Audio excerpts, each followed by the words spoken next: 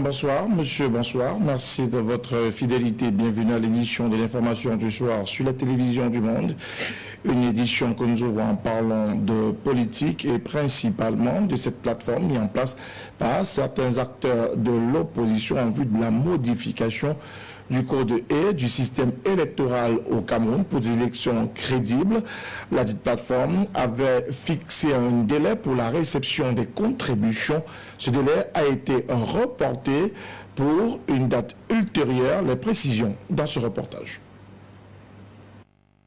Le secrétariat technique mis en place par les leaders de l'opposition et de la société civile en vue de recueillir les propositions pour une réforme consensuelle du système électoral au Cameroun vient de proroger la date limite de réception des dites contributions au 20 avril 2021 prochain. Dans un communiqué publié le 15 avril 2021 et signé par Patricia Toumaïno-Ndamjoya, présidente de l'UDC, au nom des leaders des parties prenantes engagées dans l'initiative de ce processus de révision consensuelle, ce report est justifié par l'engouement manifesté et les sollicitations parvenues au secrétariat technique. Dans le même sillage, les leaders politiques et de la société civile engagés dans le chantier de la réforme du système électoral informent l'opinion que le processus se poursuit dans la sérénité. Il est par ailleurs annoncé que de nombreuses formations politiques, organisations de la société civile et les citoyens continuent d'adresser leurs contributions au secrétariat technique bien au-delà du délai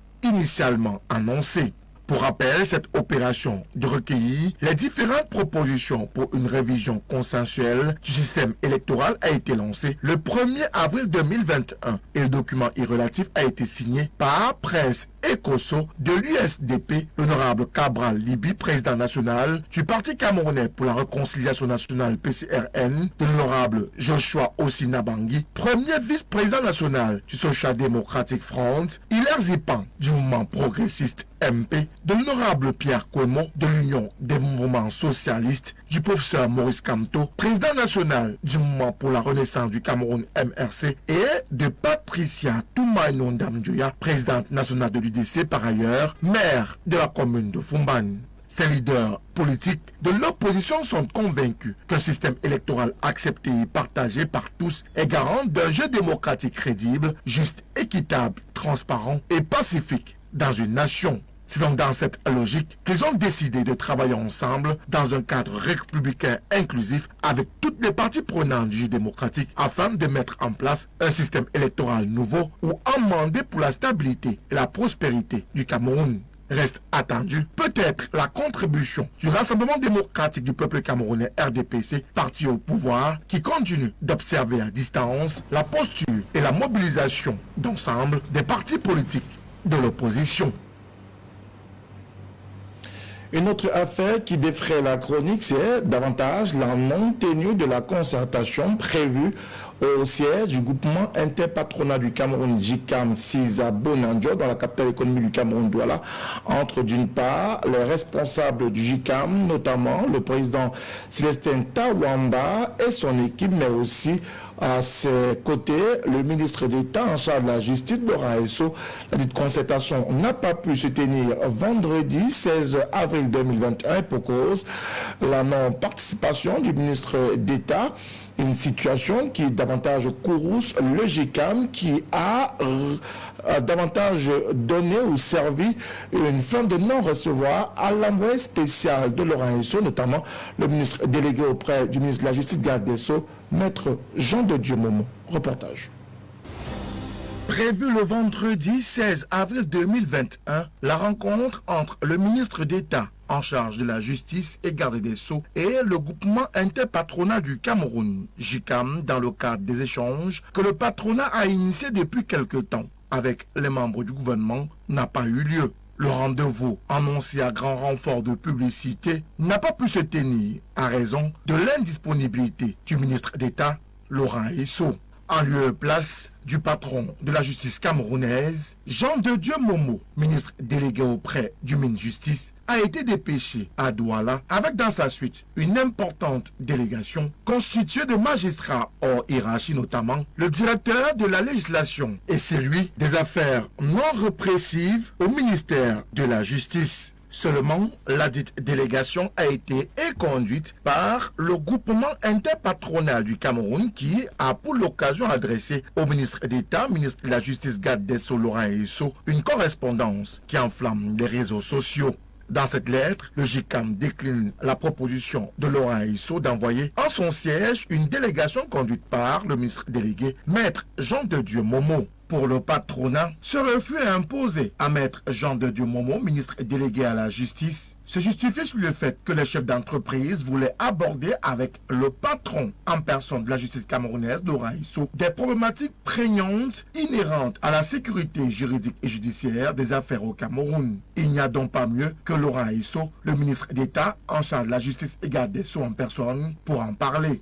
Le JICAM n'a donc pas apprécié à sa juste valeur la démarche du garde des Sceaux qui a raison de l'indisponibilité du patron de la justice à reporter ultérieurement la dite concertation avec le membre du gouvernement. Sur les réseaux sociaux, une nouvelle querelle est ainsi ouverte entre le groupement interpatronal du Cameroun JICAM et le ministère de la Justice. Si certains évoquent le mépris et la non-considération des chefs d'entreprise du Cameroun par le ministère de la Justice, d'autres par contre pensent le JICAM de manque de patriotisme, d'élégance administrative et même de querelles politiciennes en sourdine, foulant ainsi au pied une respectable institution de la République. En attendant peut-être la reprogrammation de la dite concertation, il est important de rappeler que dans le cadre de ce rendez-vous du JICAM avec les membres du gouvernement, les ministres des Finances et des Travaux publics, respectivement Louis-Paul Motazé et Emmanuel Ganon-Djoumessi, ont déjà sacrifié à ces rituels. En matière de santé, le Cameroun, qui fait face à une forte propension du paludisme, va voir être érigé dans les tout prochains mois un insectarium. Le dit édifice devra être érigé en plein cœur du centre Pasteur à Yaoundé et il connaîtra la contribution de la France, mais également de plusieurs autres partenaires au développement. Reportage. Le Cameroun va disposer bientôt de son insectarium. Il sera logé au centre Pasteur du Cameroun. L'ambassade de France au Cameroun s'est engagée à accompagner le pays de Paul Biya dans la mise en place de ce projet qui permettra de réduire les dégâts causés par le paludisme. Des études révèlent que 80% de la population dans les zones endémiques porte le parasite Plasmodium falciparum sans faire la maladie. Ces personnes asymptomatiques sont la cible des scientifiques du laboratoire de recherche sur le paludisme au centre Pasteur. Les recherches vont désormais prendre un coup d'accélérateur grâce à l'insectarium qui sera aménagé juste en face du laboratoire. Les locaux déjà apprêtés pour la circonstance n'attendent que les appareils et autres matériels qui seront mis à la disposition par la France. Il est question dans un premier temps de donner le nécessaire pour permettre aux scientifiques locaux en parfaite symbiose avec l'Institut de recherche et de développement d'intensifier les travaux pour apporter des réponses plus efficaces contre le paludisme. Le paludisme demeure un problème majeur de santé publique au Cameroun. Le taux de prévalence de cette maladie qui tue des milliers de personnes chaque année dans le pays est de 26%. Elle est responsable d'à peu près 40% d'hospitalisation dans les formations sanitaires du triangle national. Opérationnel dans quelques mois, l'insectarium va améliorer le cadre et les conditions de travail de ces acteurs de la santé. Plusieurs partenaires, dont la France, vont apporter une contribution financière pour le succès de ce projet. Un projet qui va ainsi renforcer la lutte contre la pandémie et même cette maladie qui tue de nombreuses personnes à travers le monde. C'est d'ailleurs l'un des tueurs les plus dangereux sur le continent noir et notamment en Afrique et précisément dans le Cameroun, ce pays au cœur de l'Afrique centrale. Nous parlons d'autre chose et notamment d'aide en faveur des personnes sinistrées dans le nord-ouest du Cameroun et notamment l'établissement PSS Mancon qui avait été ravagé par un grave incendie causé par des rebelles sécessionnistes il y a quelques mois. Les autorités administratives, municipales et même les autres élus locaux sont mobilisés pour apporter un soutien considérable à ces apprenants et à cet établissement. Reportage. À la suite du triste et grave incendie enregistré à PSS Mankon à Bamenda dans le nord-ouest du Cameroun, les autorités municipales et législatives montent au créneau et viennent en secours aux sinistrés. L'objectif visé ici est celui d'apaiser la douleur des responsables de cette institution confessionnelle sinistrée à cet incendie, attribué par ailleurs aux rebelles sécessionnistes qui sévissent dans les régions du nord-ouest et du sud-ouest du Cameroun. On sait que l'éducation c'est très important pour les parents comme pour donner pour nos enfants. Il est donc question, à travers cette solidarité agissante, d'améliorer les conditions de vie des apprenants à PSS Mankon à Bamenda 2e. Constitué de feuilles de tôle, des matelas divers et variés, des contreplaquets, des panneaux pour plafonds et autres lits. L'action ainsi posée rentre dans le vaste champ de la reconstruction des bâtiments endommagés suite au grave incendie. Au-delà de cette action, les initiateurs appellent les apprenants à redoubler d'ardeur au travail et à jouer pleinement leur rôle collectif pour assurer la sécurité des bâtiments et de l'établissement. Maintenant qu'on est là aujourd'hui, c'est pour encourager notre enfants qui fréquentent très bien ici. Ici à Bamenda, on n'a pas beaucoup de choses à faire. On a seulement notre industrie ici, c'est l'école. Dans ce moment, c'est notre mandat pour venir, pour encourager les étudiants et pour faire le travail qu'on doit faire, que les gens fréquentent très bien. L'occasion faisant le larron, le maire de Bamenda 2e a saisi la balle au bon pour une fois de plus sensibiliser les apprenants et responsables d'établissements à lutter efficacement contre la pandémie Covid-19. Redonner vie à cet établissement au lendemain du 3e trimestre de l'année scolaire 2020-2021 et à quelques semaines seulement des épreuves orales et écrites des examens officiels, et ce malgré les menaces des rebelles et autres combattants séparatistes dans cette partie du triangle national, telle est l'ambition des élus locaux de Bamenda 2e dans le nord-ouest du Cameroun.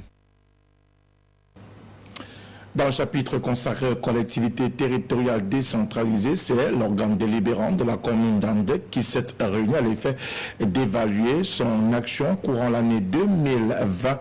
Un compte administratif plutôt rassurant et positif qui porte l'action de l'exécutif municipal vers l'amélioration du cadre de vie des populations, surtout en cette crise séparatiste dans les régions nord-ouest et sud du Cameroun. Le conseil municipal d'Andek, à travers son maire, invite les populations à regagner leurs différents domiciles. Le compte administratif de la commune d'Andek pour l'exercice 2020 enregistre 100% dans son exécution, ainsi que celui du budget d'investissement public. Au regard des réalisations des projets, soit 10 dans les communautés de Thésée et Adjei, la construction du centre de santé intégré, tout comme la construction de 2 blocs de salles de classe à Banantou, même malgré des perturbations en raison de la crise sécuritaire dans le nord-ouest et du sud-ouest due aux rebelles sécessionnistes. C'est le problème des terroristes, parce que les terroristes, les ambazonies sont toujours là, elles nous menacent. Mais quand j'avais accepté d'être le maire d'Andek, je prends tout le courage pour être là, et je suis là, je suis au terrain. Dans le même temps, l'exécutif du conseil d'Andek annonce entreprendre l'érection des panneaux pour l'énergie solaire et des descentes vers les populations déplacées à l'intérieur du pays, surtout celles résidant à Bamenda, à Douala, à Boya et à Yaoundé. L'objectif premier pour l'exécutif municipal reste à persuader les personnes déplacées à rentrer chez elles au regard de l'amélioration de la situation sécuritaire sur le terrain et surtout dans la perspective de leur offrir un cadre de vie plus propice. Dans cette lignée, le Conseil s'engage à fournir des prêts à des conditions avantageuses aux jeunes qui souhaiteraient ouvrir des entreprises à Andek. Objectif visé, le développement de la localité. Mais aussi, j'ai lancé beaucoup d'appels à eux que nous laissent de travailler pour que les projets-ci, c'est pour nous tous. Quand on construit les routes, si on construit l'hôpital, les écoles, c'est pour nous tous. Donc je fais un appel spécial pour les terroristes, les ennemis, et les élites, surtout les élites de Ngui, qui parlent à ces gens-ci, qui nous laissent amener le développement à Ngui, parce que c'est pour nous tous. L'exécutif municipal et l'ensemble de l'organe délibérant continuent à s'activer sur le terrain à la restauration progressive des activités à Andok. Précisons qu'Andok est situé dans le département de la Momo et est délimité à l'ouest par Ndinkwa, à l'est par Mbengui, au sud par Widikoum. Cette localité est spécialisée dans la production de l'huile de palme, principale activité économique vitale pour les populations à Andok.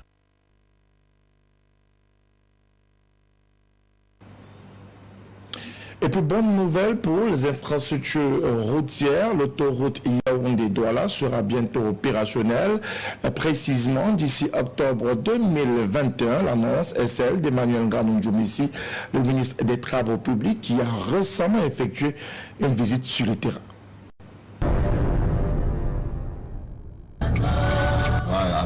C'est une information qui donne du baume au cœur. Le 30 octobre prochain, la phase 1 de l'autoroute Yaoundé-Douala sera officiellement ouverte à la circulation. Annonce faite par Emmanuel Nganou-Djoumissi, le ministre des Travaux publics, descendu sur le site ce 6 avril. Une bonne nouvelle, mais ça a pris du temps. Démarré en octobre 2014 pour être livré 48 mois plus tard, soit en 2018, c'est finalement en 2021 qu'on espère réaliser ne serait-ce que la première partie. 30 octobre 2021, fini les travaux, l'autoroute entre en exploitation.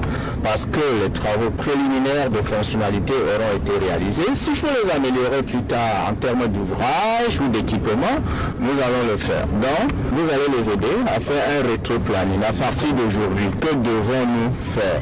Nous allons voir et étudier tous les scénarios possibles et faire un planning en revenons vers la date d'aujourd'hui et voir quels sont les moyens qui nous sont nécessaires, que ce soit logistique ou bien matériel ou bien moyens humains, pour respecter ce délai-là. On parle du tronçon Yaoundé-Douala, long de 196 km, reparti comme suit. Yaoundé-Bibodi, 60 km, et Bibodi-Douala, 136 km. Un chantier qui a connu 2 prolongations de délai de 12 à 14,5 mois, en plus de la dernière survenue à cause du coronavirus. Une route conclue avec la China First Highway Engineering sur 2x2 voies avec une vitesse de référence de 90 km par heure, mais c'est finalement une autoroute en 2x3 voies avec une vitesse de référence de 110 km par heure qui a été amorcée. Les travaux se concentrent actuellement sur le réseau de drainage, d'assainissement, et on profite de quelques fenêtres de beau temps, vu qu'on est dans la saison de pluie,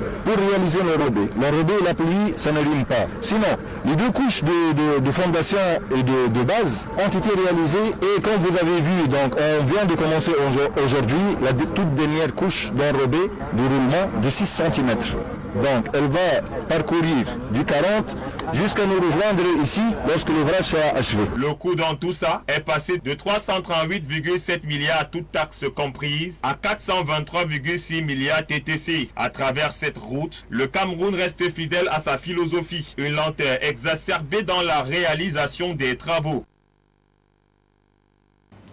En sport football, la Confédération africaine de football, la CAF, veut promouvoir les compétitions interscolaires sur le continent africain et à l'occasion, l'idée vient d'être émise par la nouvelle équipe dirigeante de la CAF conduite par le Sud-Africain Patrice Motsepe. Cette équipe entend donc dans les tout prochains jours lancer un tournoi interscolaire par pays. Retour sur cette annonce faite par la Confédération africaine de football dans ce reportage signé John Pitonka. Promouvoir le football en milieu scolaire, c'est l'un des objectifs que s'est fixé la Confédération africaine de football au cours des prochaines années. La CAF, à travers son président, le docteur Patrice Motsepe, s'engage à accompagner la mise en œuvre du tout nouveau championnat interscolaire panafricain. Le projet, qui repose sur l'organisation des tournois de football dans les écoles, sera lancé en République démocratique du Congo avant d'être étendu aux 6 zones d'Afrique jusqu'au stade d'une finale continentale. La compétition compétition interscolaire devra, grâce au pouvoir du football, contribuer à améliorer des vies et insuffler des valeurs positives auprès de la jeunesse. Il s'agit également de promouvoir la santé et de soutenir la cohésion sociale en intégrant la pratique du football au cursus scolaire. L'initiative qui prend corps en RDC va permettre de doter les écoles d'installation de football, mais aussi de mettre en place un programme de recrutement et de formation d'arbitres auprès des jeunes. De plus, les jeunes écoliers sans distinction de genre pourront pratiquer le football et nouer des liens à travers le continent. Après la Champions League africaine des clubs de football féminin, le dernier tournoi créé, place à présent au championnat interscolaire panafricain sous la houlette du docteur Patrice Motsepe, une compétition qu'on espère sera finalement implémentée dans tout le continent et que les jeunes Africains en profiteront.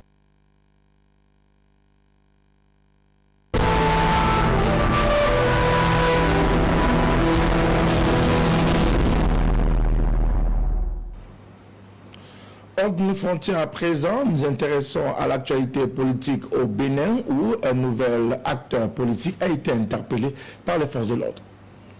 Joël Aïvo a été interpellé ce jeudi après-midi avant d'être auditionné par la brigade économique et financière. Ce vendredi soir, il est toujours placé en garde à vue. Cet opposant est soupçonné d'être l'un des organisateurs des affrontements violents qui ont opposé la semaine dernière des manifestants anti-Patrice Talon armés aux forces de l'ordre. Ces affrontements ont fait plusieurs morts. Pour le gouvernement, ces événements avaient pour but de déstabiliser le pays à l'approche de l'élection présidentielle. Inacceptable pour le président Patrice Talon qui a alors promis de punir les responsables. Depuis, plusieurs personnes ont été arrêtées, dont Joël Aïvo. Mais pour sa famille politique, ces soupçons sont infondés. Il s'agirait selon elle d'une arrestation politique. La stratégie, c'est d'affaiblir le front. C'est ça ce que je vous dis, c'est tout à fait clair pour nous. Affaiblir le front pour... Affaiblir le front pour empêcher le front de travailler pour les législatives. Et peut-être, à travers ça, d'obtenir des parrains pour 2026. C'est ça l'enjeu en fait. Cette arrestation intervient dans un climat politique tendu où plusieurs partis d'opposition accusent le pouvoir en place de dérive autoritaire. Le mois dernier, une autre opposante, Rekia Madougou, a elle aussi été arrêtée. Accusée de financement de terrorisme, elle est toujours derrière les barreaux. Nous parlons de l'élection présidentielle au Tchad et la suite des opérations de déploiement bien loin des yeux indiscrets et davantage dans le plus grand secret de la Commission électorale nationale indépendante, la CENI. C'est l'effervescence au bureau permanent des élections. C'est là que sont compilés les résultats loin des regards. Le travail de centralisation se fait à huis clos. Les procès-verbaux arrivent au compte-gouttes venant des différentes provinces du pays, par avion ou par route. Ceux de 3 provinces, le Bata, le Logone occidental et le Moyen Chari, sont toujours en cours d'acheminement. Pour le moment, donc, très peu de résultats. Ceux de 5 des 23 provinces ont été compilés et annoncés par la CENI. C'est d'ailleurs une première au Tchad qui a l'habitude d'annoncer directement l'intégralité des résultats provisoires. Une façon de jouer la carte de la transparence selon un membre de la CENI. Une mascarade électorale pour une partie de l'opposition qui avait appelé à boycotter le scrutin. Il est trop tôt pour donner les premières tendances. Le taux de participation va être scruté de près car c'est le réel enjeu de cette élection que beaucoup estiment jouer d'avance. Aucune date précise pour l'annonce des résultats provisoires. Selon le code électoral, la CENI a jusqu'au maximum le 25 avril pour les annoncer. Et puis toujours à l'international, un vibrant et dernier hommage a été rendu au prince Philippe, décédé il y a quelques jours. Le cercueil du prince Philippe, couvert de son étendard personnel et de son épée, regagne cette Land Rover verte, un véhicule qu'il a lui-même contribué à concevoir. Symbole du passé de cet homme qui a servi dans l'armée britannique et combattu dans la marine pendant la Seconde Guerre mondiale. Après un salut militaire, la procession s'élance. Un dernier chemin accompagné par la fanfare dont le prince Philippe a été le colonel pendant 42 ans. Après une minute de silence, l'entrée dans la chapelle Saint-Georges, sous les yeux de la reine Elisabeth, visiblement très affectée. Elle perd, selon ses propres mots, sa force et son soutien, son époux depuis 73 ans. Pandémie oblige, seules 30 personnes assistent à la cérémonie religieuse, toutes éloignées les unes des autres. Avec gratitude, nous nous souvenons des nombreuses façons dont sa longue vie a été une bénédiction pour nous. Nous avons été inspirés par sa loyauté envers notre reine. En deuil national depuis son décès le 9 avril, le royaume, tenu à l'écart pour raisons sanitaires, a suivi les funérailles avec émotion. Je pense que beaucoup de gens ont l'impression de le connaître parce qu'il était souvent là. Alors oui, je suis triste. C'est bien qu'il y ait autant de gens qui soient venus pour lui rendre hommage. Je pense qu'il ne s'agit pas d'être triste, mais de célébrer la vie du prince et ce qu'il a fait pour le pays. À la fin de la cérémonie, le cercueil est descendu dans le caveau royal de Windsor. Peu avant les obsèques, la famille royale a dévoilé une photo de la collection privée de la reine. On y voit le prince Philippe à ses côtés, en Écosse, en 2003.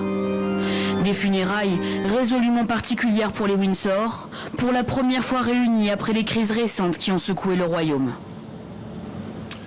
Madame, c'est avec ce reportage que nous mettons un terme à cette édition de l'information du soir sur la télévision du Monde. Merci de l'avoir suivi.